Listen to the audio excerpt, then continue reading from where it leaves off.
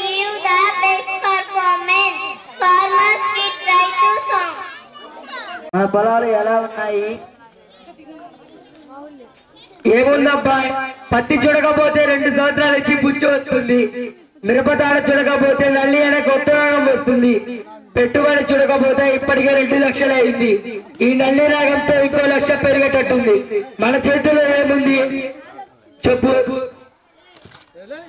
అన్నా. మన విత్తనాల కంపెనీ వాళ్ళు, నర్సరీ వాళ్ళు హైబ్రిడ్ విత్తనాలు వేయండి, మొక్కలు వేయండి, పుచ్చు రాదు, నల్లి రాదు, తెగులు రాదు, ఎకరానికి 30 నుండి 40 క్వింటాలు కాస్తాయని మనల్ని మోసం చేస్తున్నారు.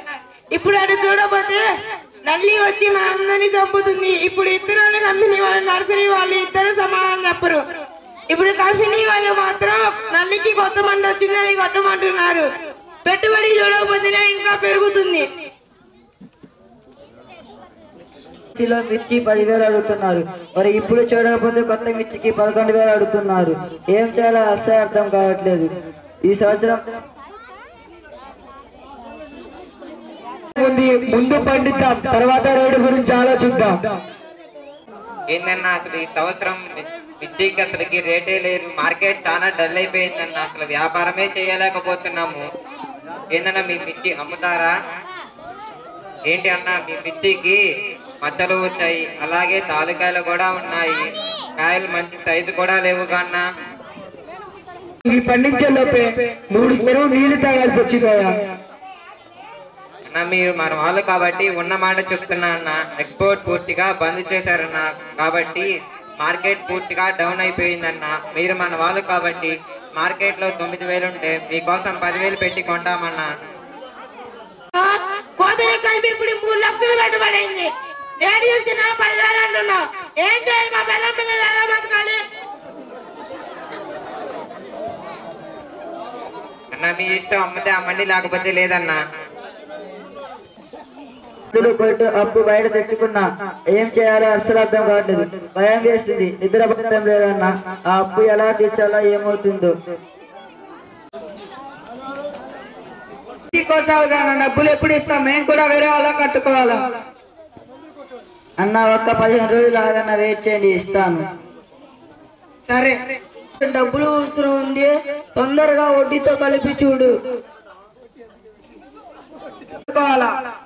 అన్న మిర్చి రేట్ లేక అమ్మలేదన్న, కొంచెం వెయిట్ చేయండి, ఇస్తాను.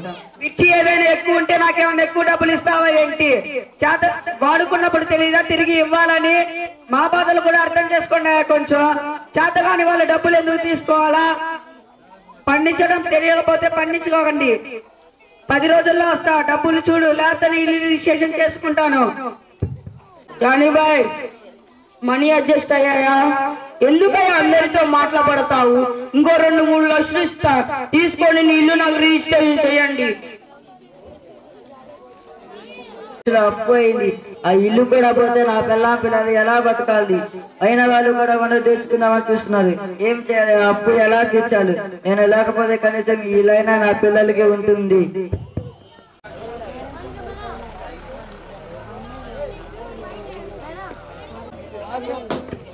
ఆగు ఆగు, అరే పిచ్చివాడా, ఏమైంది? హలో హలో, అరే పిచ్చివాడా, ఏమైంది నీకు? నువ్వు చచ్చిపోతే నీ సమస్యలు పోతాయా? నీ శవాన్ని పెట్టి వ్యాపారం చేస్తారు ఈ లోకం. ఇలా అయితే మేము 2 సార్లు చనిపోవాలి. చావు దేనికి పరిష్కారం కాదు. భయపడి పారిపోతారా? నేను నీకు తోడుగా ఉంటా, పెట్టుబడి సాయం చేస్తాను, మళ్ళీ వ్యవసాయం చేయి. హలో అన్న, అన్న నువ్వు దేవుడు అన్న. ఈ రోజు నా ప్రాణాలు కాపాడు, నువ్వు చల్లగా ఉండాలన్నా. నేను